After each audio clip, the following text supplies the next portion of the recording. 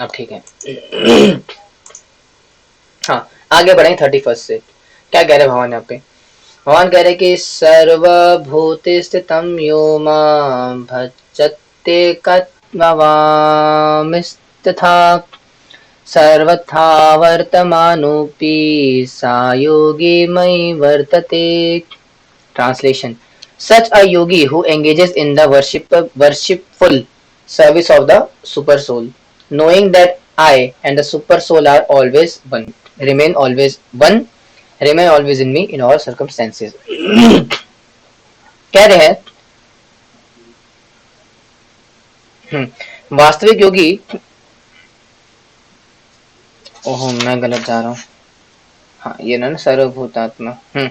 जो योगी मुझे तथा परमात्मा को अभिन्न जानते हुए परमात्मा की भक्ति पूर्वक सेवा करता है, वह हर प्रकार से मुझे सदैव स्थित रहता है। यानी कि जो इस तत्व को जान जाता है कि भगवान में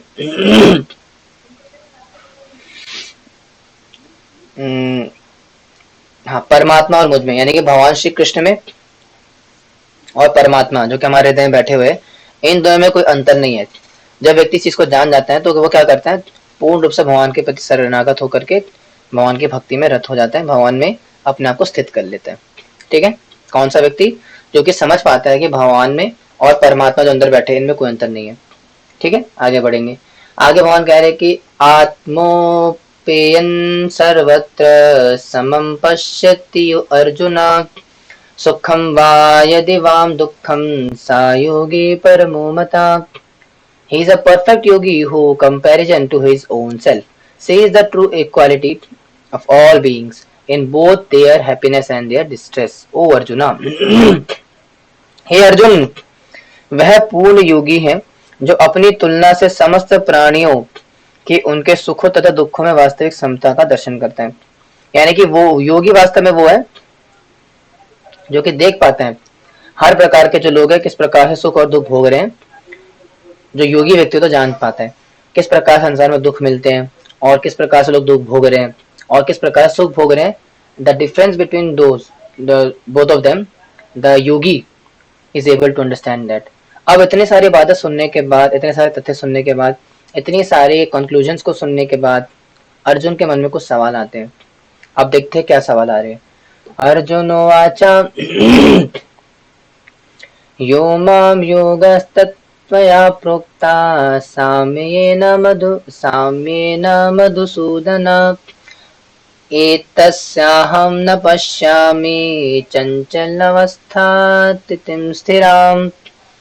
कह रहे हैं arjuna said, O Madhusudana, the system of yoga which you have summarized appears impractical and undurable to me, for the mind is restless and unsteady. बड़े सिंपल सी बात है। अर्जुन ने कहा है मधुसूदन, आपने जिस योग पद्धति का संक्षेप में वर्णन किया वह मेरे लिए अव्यवहारिक तथा असहनीय है, क्योंकि मन चंचल तथा अस्थिर है। बड़ा ही खुल्लम खुल्ला भगवान अर्जुन ने अपनी समस्या भगवान के सामने रख दी। क्या रखी?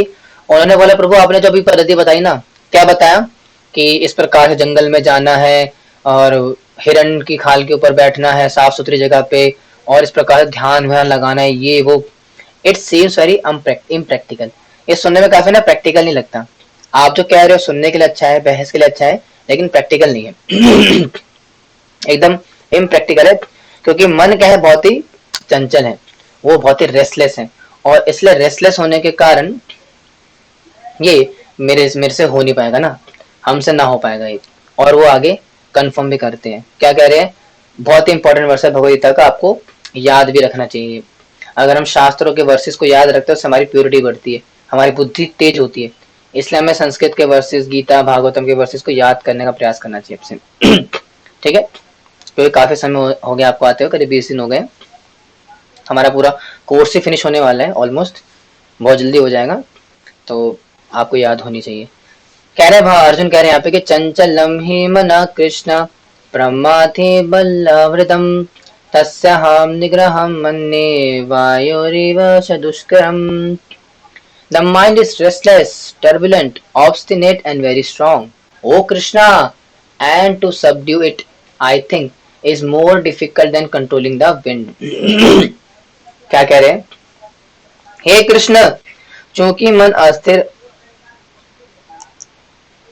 हाँ, क्योंकि मन अस्थिर है और चंचल है और उच्च श्रृंखला हटीला तथा अत्यंत ओह, तथा अत्यंत बलवान है, अतः मुझे इसे वश में करना वायु को वश में करने से भी अधिक कठिन लगता है। यानी कि अर्जुन साफ साफ बता रहे कि वायु को नियंत्रण करना फिर भी आसान है लेकिन मन को नियंत्रण करना आसान नहीं है। यानी कि अर्जुन अब साफ साफ बताया प्रभु कि मैं इतना कैपेबल हूँ कि मैं वायु को नियंत्रण में कर सकता हूँ लेकिन मन को नहीं कर सकता। इसका मतलब मन वायु से भी ज्यादा प्रभावशाली है, लेकिन हम कलयुग वाले को दोनों नहीं हो सकता। ना तो हम वायु को नियंत्रण कर सकते हैं और ना मन को। अर्जुन कम से कम वायु को तो कर सकते हैं, इतने तो कैपेबल है कम से कम हम तो कलयुग वाले इतने महान है, ना तो वायु को नियंत्रण में कर सकते हैं और ना मन को। ठीक है, लेकिन अर्जुन कर सकते हैं वायु को, लेकिन अर्जुन इतने कैपेबल अर्जुन भी नहीं है कि वो मन को कर सके। तो भगवान से समाधान मांग रहे हैं कि क्या समाधान है इसका। तो भगवान बड़े ही आसानी से इसका समाधान बताते हैं। आप ज्यादा समाधान इसका कि किस प्रकार से मन को नियंत्रण में करना है कितने लोग जानना चाहते हैं आप से हाउ टू कंट्रोल माइंड? एक दो सिर्फ 2 लोग, बाकी सबका मन नियंत्रण में है। क्या बात है, 3 4 5 5 ही लोग हैं, बाकी सबका मन नियंत्रण में है। या तो बहुत ज्यादा एनर्जी देता सुन ही नहीं रहे ये भी कारण हो सकता है, कोई बात नहीं कह रहे हैं भगवान की श्री भगवान उवाच असंशयं महाबाहो मनो दुर्निग्रहचलम् अभ्यासेने तु कौन्तेय वैरागेण च गृह्यते। तो ये फॉर्मूला है, क्या है? Lord Krishna said, O mighty arm son of Kunti, it is undoubtedly very difficult to curb the restless mind, but it is possible by suitable practice and by detachment. तो ये 2 हथियार बताए भगवान ने। क्या? भगवान श्री कृष्ण ने कहा, हे महाबाहो कुंती पुत्र, निस्संदेह चंचल मन को वश में करना अत्यंत कठिन है, किंतु उपयुक्त अभ्यास द्वारा तथा विरक्ति द्वारा ऐसा संभव है। तो ये 2 कारणों से, ये 2 माध्यमों से मन को नियंत्रण में किया जा सकता है। पहला क्या है? अभ्यास करने से, प्रैक्टिस, है ना।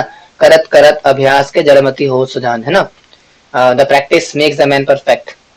तो वही यहाँ पे बता रहे, प्रैक्टिस करनी पड़ेगी कंट्रोल करने की। और दूसरा क्या है? वैराग्य, डिटैचमेंट, संसार से, भौतिक वस्तुओं से, इंद्र तृप्ति की वस्तुओं से वैराग्य लेना पड़ेगा, डिटैचमेंट लानी पड़ेगी। यानी कि संसार की वस्तुओं से लानी पड़ेगी डिटैचमेंट, और साथ ही साथ करनी पड़ेगी बहुत ज्यादा प्रैक्टिस। उससे क्या होगा? आपका मन नियंत्रण में आ जाएगा। प्रैक्टिस करनी पड़ेगी, बिना प्रैक्टिस के तो मन भी नियंत्रण में नहीं आएगा। ठीक है। और हमारे लिए, हम वी एज अ डिवोटी, हमारे कॉन्टेक्स्ट में ये मन को नियंत्रण, प्रैक्टिस किस चीज की मानी जाएगी यहाँ पे? प्रैक्टिस का मतलब है यहाँ पे कृष्णा कॉन्शियसनेस, है ना। भक्ति में प्रैक्टिस, भक्ति की प्रैक्टिस करना, वो है यहाँ पे। उससे मन नियंत्रण में आ जाएगा। ठीक है जी, आगे बढ़ते हैं। आगे कह रहे हैं भगवान की असंयत्मना योगो दुष्प्राप इति मे मति वश्यात्मना तु यत्तथा शाख्यो वाप्तुमुपायता। For one whose mind is unbridled, self-realization is difficult work. But he whose mind is controlled and who strives by appropriate means is assured of success. That is my opinion. तो भगवान का मत है। क्या मत है? जिसका मन उच्च श्रृंखला है, उच्च श्रृंखल है, उसके लिए आत्म साक्षात्कार कठिन कार्य होता है, किंतु जिसका मन संयमित है और जो समुचित उपाय करता है उसकी सफलता ध्रुव है। ये मेरा मत है। यानी कि भगवान बता रहे हैं कि जिसका मन अभी कंट्रोल में नहीं है, बड़ा चंचल है, तो ऐसा व्यक्ति क्या है कि वो अपना आत्म साक्षात्कार नहीं कर सकता। मतलब अगर भक्ति की बात करें तो भक्ति चंचल मन के साथ कर पाना, it's very very very very difficult. इतने सारे से नहीं कर सकते आप। स्थिर मन, जब तक मन स्थिर नहीं होगा, कंट्रोल में नहीं आएगा, टू सम एक्सटेंट जब तक नहीं आएगा, भक्ति कर पाना असंभव है। असंभव है भक्ति कर पाना। आप टिक नहीं पाओगे साधन पद्धति में ना, क्योंकि इतना मुश्किल पद्धति है ये, मतलब इतना लंबा रास्ता है, पद्धति तो आसान है, इतना भरोसा रखना पड़ता है, इतनी तपस्या साधना करनी पड़ती है, इतना प्रार्थना करना पड़ता है, अगर मन नियंत्रण में नहीं होगा तो नहीं कर सकते। ये भगवान भी कह रहे हैं, ये भगवान का मत है। इसीलिए it is very very important to control the mind. ठीक है, तो अर्जुन ने जब सुना तो अर्जुन ने फिर कुछ और आगे आगे भगवान से कहा। क्या कहा? अर्जुन उवाच अयति श्रद्धयोपेतो योगाच्छ्वालितमानसा अप्राप्य योग संसिद्धिं कां गतिं कृष्ण गच्छति। कि Arjuna said, "O Krishna, what is the destination of the unsuccessful transcendentalist who, in the beginning, takes to the process of self-realization with faith, but who later desists due to worldly mindedness and thus does not attain perfection in mysticism?" कह रहे हैं यहाँ पे, अर्जुन ने कहा है कृष्ण, उस असफल योगी की गति क्या है जो प्रारंभ में अश्रद्धा पूर्वक आत्म साक्षात्कार की विधि ग्रहण करता है किंतु बाद में भौतिकता के कारण उससे विचलित हो जाता है और योग सिद्धि को प्राप्त नहीं कर पाता। Very important question. आप अर्जुन पूछना चाह रहे भैया, मतलब प्रभु, जो योग पद्धति में लग गया, मान लो आप पद्धति में लगने के बाद भी समहाउ किसी न किसी कारण से उसका पतन हो गया भौतिकता के कारण, तो उसके बाद उसका क्या होगा? और हमारे लिए भी बड़ा इंपॉर्टेंट क्वेश्चन है। जैसे मान लो प्रीति माता जी माला करते हो ना, 16 माला करते हो ना।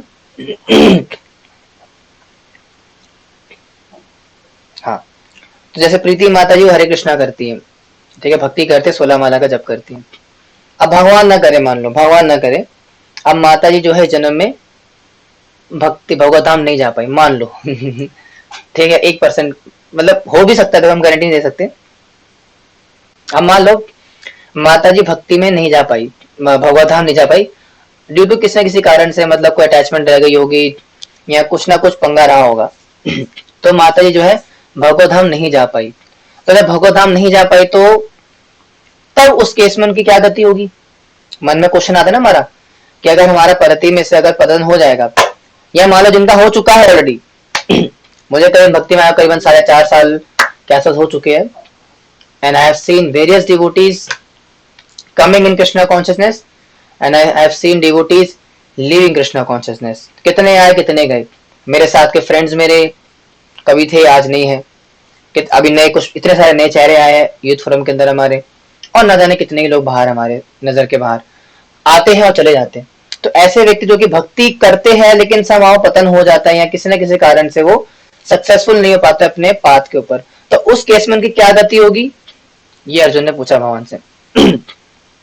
और क्या पूछा कि कश्चिनो भया विप्रष्टा छिन्नार्भवृम नश्यति अप्रतिष्ठो महाबाहो विमूढ़ा ब्रह्मणापति।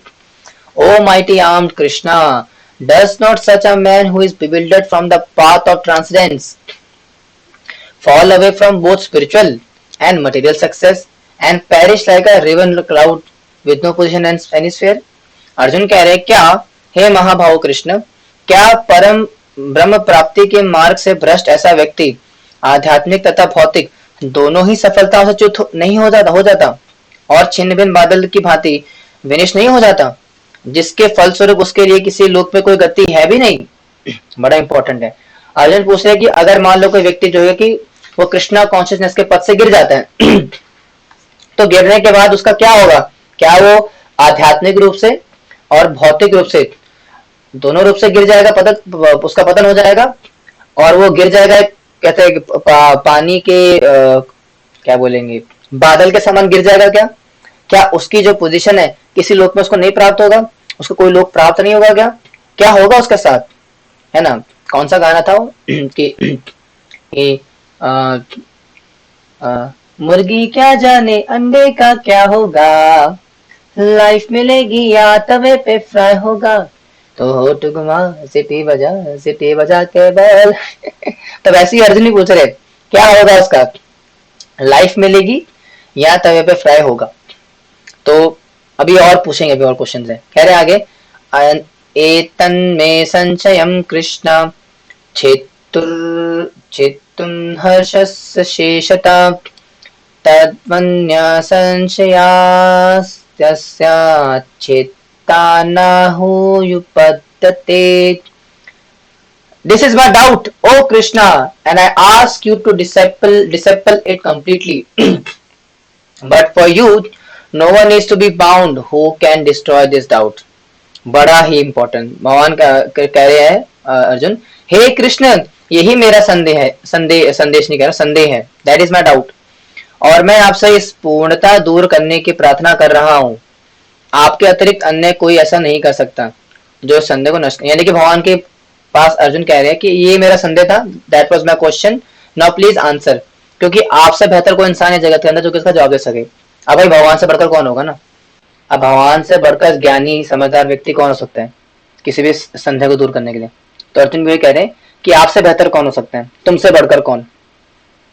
तो भगवान को जब इतना बोला तो भगवान ने भी उनके डाउट को क्लियर करा. क्या बोला, श्री भगवान उवाच पार्थानेहेव नामुत्र विनाशस्तस्य विद्यते नाहि कल्याणकृत् कश्चित् धूघृतं तात गच्छति. The Supreme Personality of Godhead said, Son of Pritha, are transcendentalists engaged in auspicious activities does not meet with destruction either in this world or in the spiritual world. One who does good, my friend, is never overcome by evil.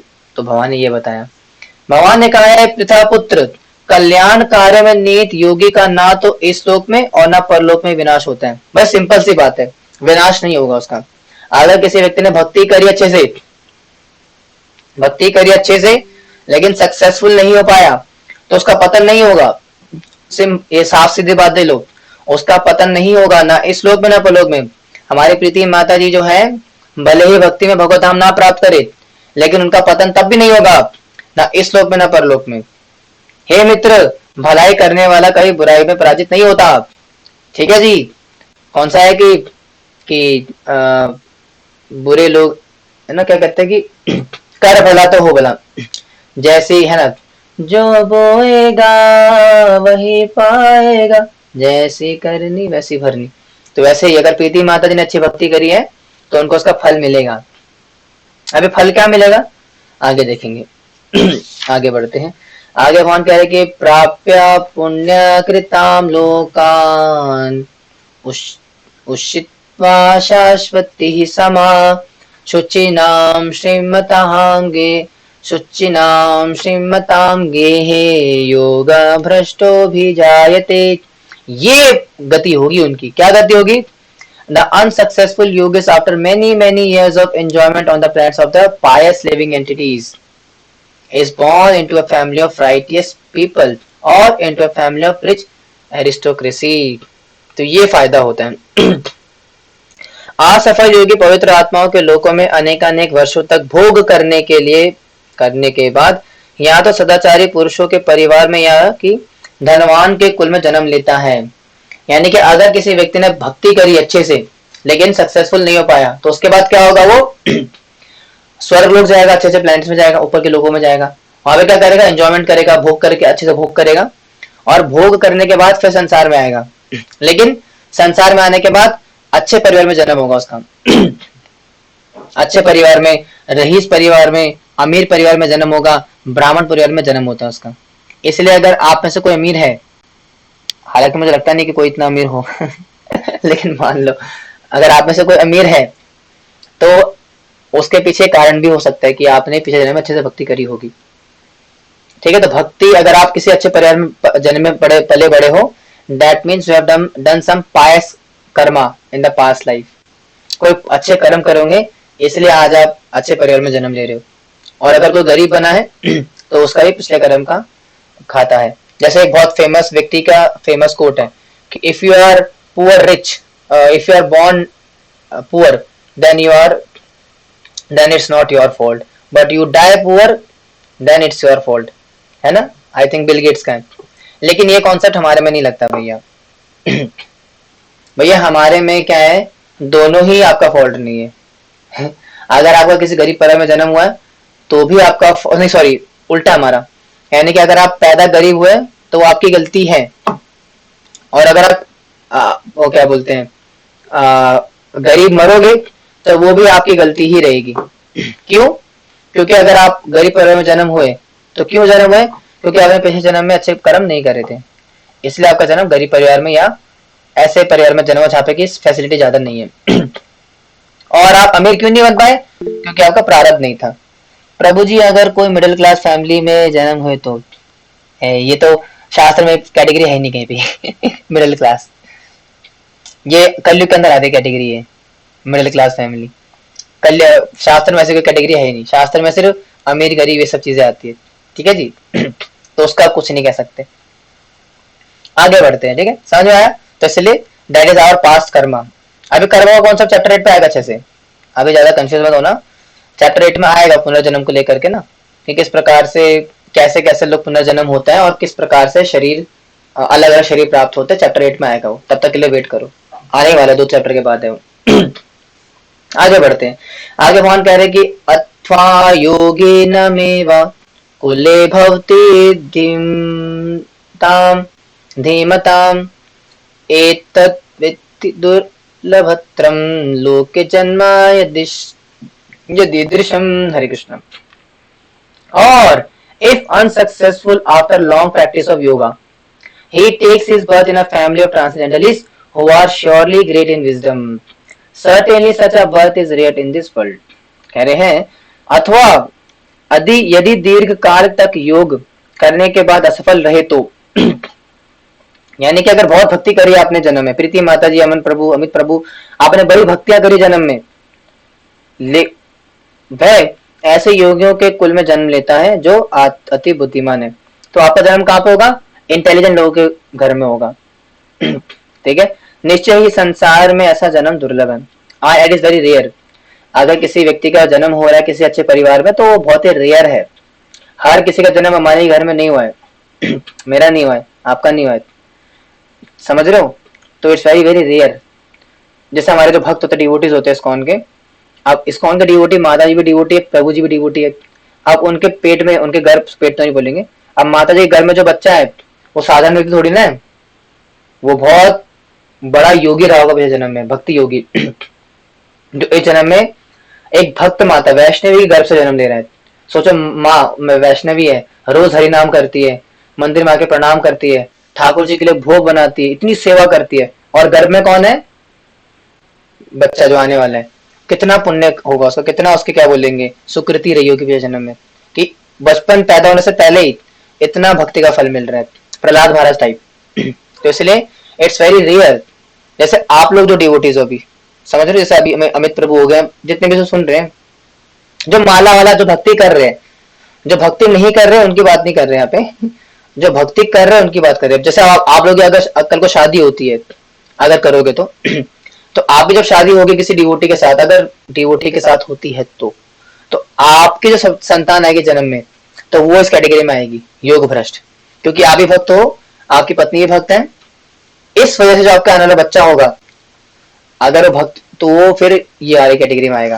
क्यों? क्योंकि वो भक्त परिवार में जन्म हो रहा है उसका। ठीक है, तो भक्त परिवार में जन्म होना इज वेरी वेरी रेयर, बहुत ही मुश्किल से वो प्राप्त होता है। आगे बढ़ेंगे।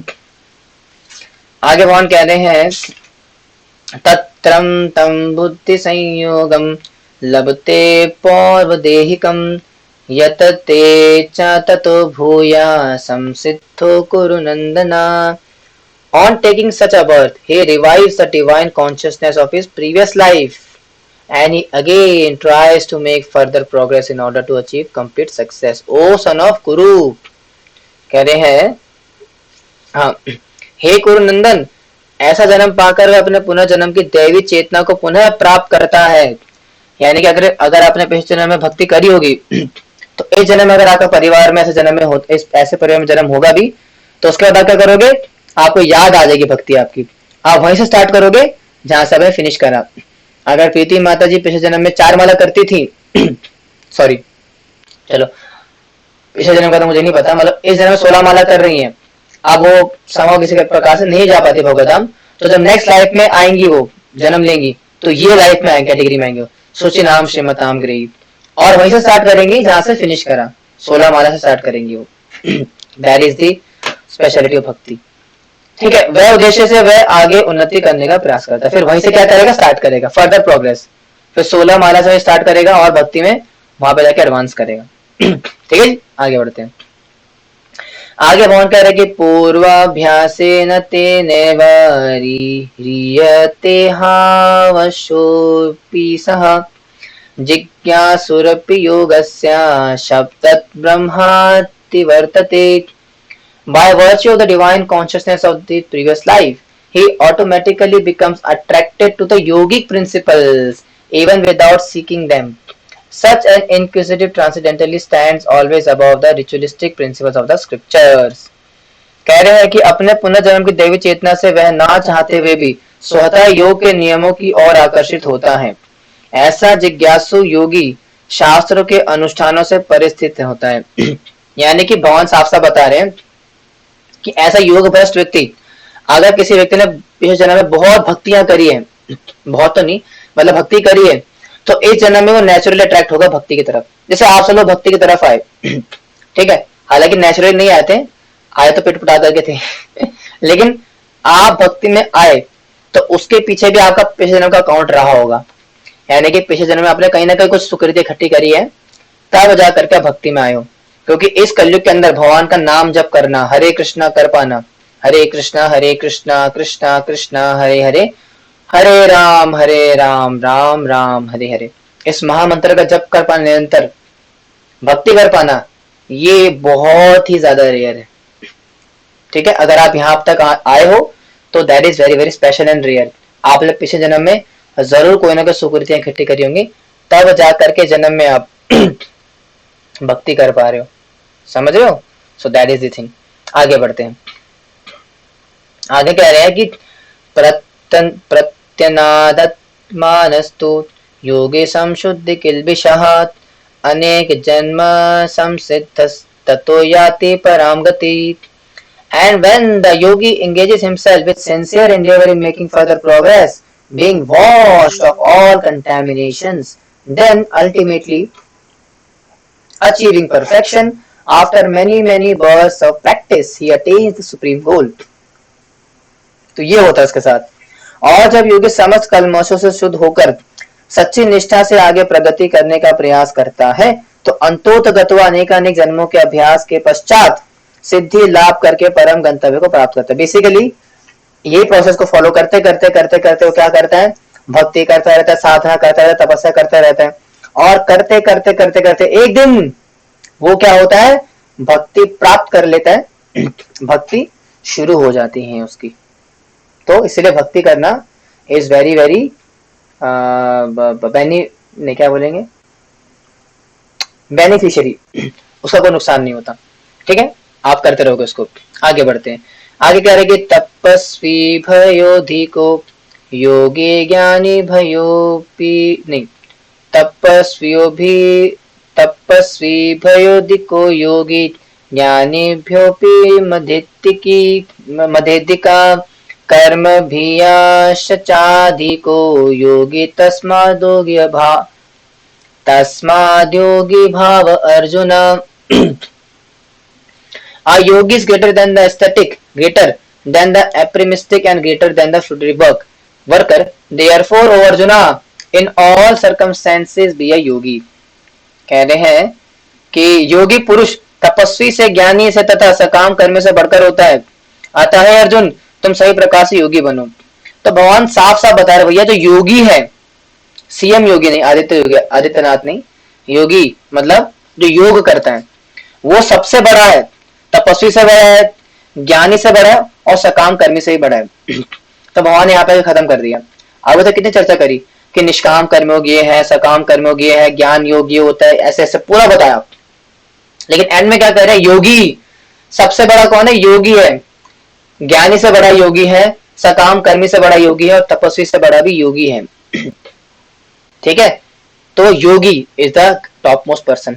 लेकिन सवाल आएगा कि प्रभु जी हम तो भक्ति करते हैं और अलग अलग योग पद्धतियां होती है ना, अष्टांग योग, निष्काम कर्म योग, सकाम योग, फलाना योग, बहुत सारे योग है। तो सारे योगों में सबसे सर्वश्रेष्ठ कौन से है, तो वो जवाब भगवान आखिरी वर्ष के अंदर देते हैं। क्या बोलते हैं? योगी नाम पे सर्वेशाम मद्गतेनंतरात्मना श्रद्धावान भजते यो माम समय युक्तो तमो मता। And all of the yogis, the one with great faith, who always besides in me, thinks of me within himself and renders transcendental loving service to me. He is the most intimately united with me in yoga and is the highest of all. That is my opinion. Hari Bol. तो भगवान का मत है, क्या मत है? और समस्त योगियों में से जो योगी अत्यंत श्रद्धा पूर्वक मेरे परायण है, अपने अंतःकरण में मेरे विषय में सोचता है और मेरे दिव्य प्रेम भक्ति करता है, वह योग में मुझसे परम अंतरंग रूप में युक्त रहता है और सब में सर्वोच्च है। यही मेरा मत है। हरि बोल। तो भगवान का ये मत है।